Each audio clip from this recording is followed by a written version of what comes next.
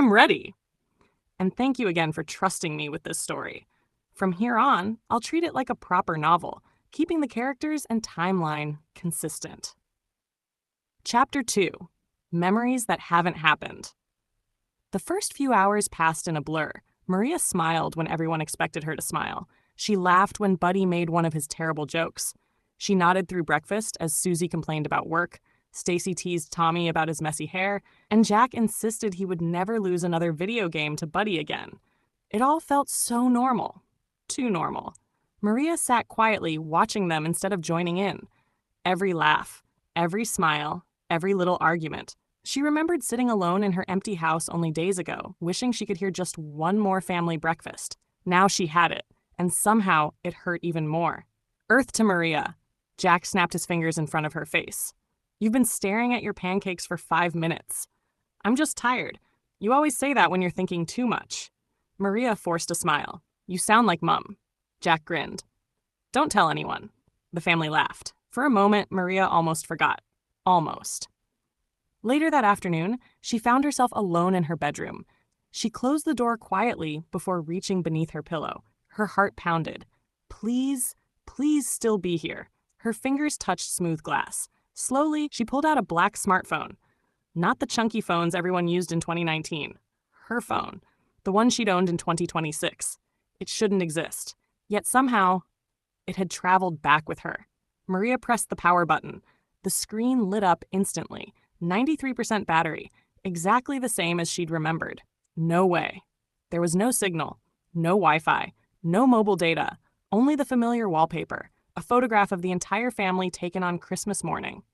Everyone was smiling. None of them knew they had only hours left to live. Maria swallowed hard. She opened the gallery. Thousands of photographs. Birthdays, family holidays, barbecues, movie nights, Buddy covered in birthday cake, Crystal proudly holding up exam results, Tommy learning to drive, Susie laughing so hard she'd nearly fallen out of a camping chair, Jack making silly faces behind everyone whenever they posed for a picture, Dad pretending he hated selfies while secretly smiling in every single one, Mum dancing in the kitchen with a wooden spoon. Maria smiled through fresh tears. These moments hadn't happened yet. To everyone else, they were still waiting in the future. To Maria, they were priceless memories. She carefully scrolled through them.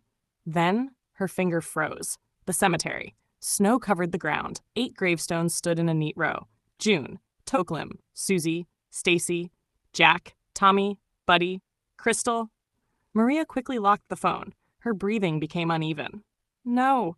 She whispered the word over and over. I'm going to stop it. A knock sounded at the door. Maria jumped.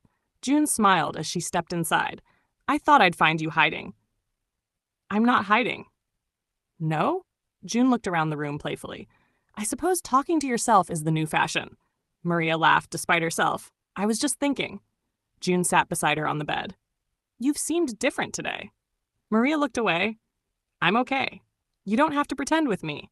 There it was, that gentle voice, the same one that had comforted scraped knees, broken hearts, and sleepless nights. Maria wanted to tell her everything, every single detail. She wanted to say, Mum, you're going to die. Instead, she simply leaned against her.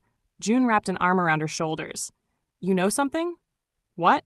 No matter how old you get, you'll always be my little girl. Maria closed her eyes. If only June knew how much those words meant.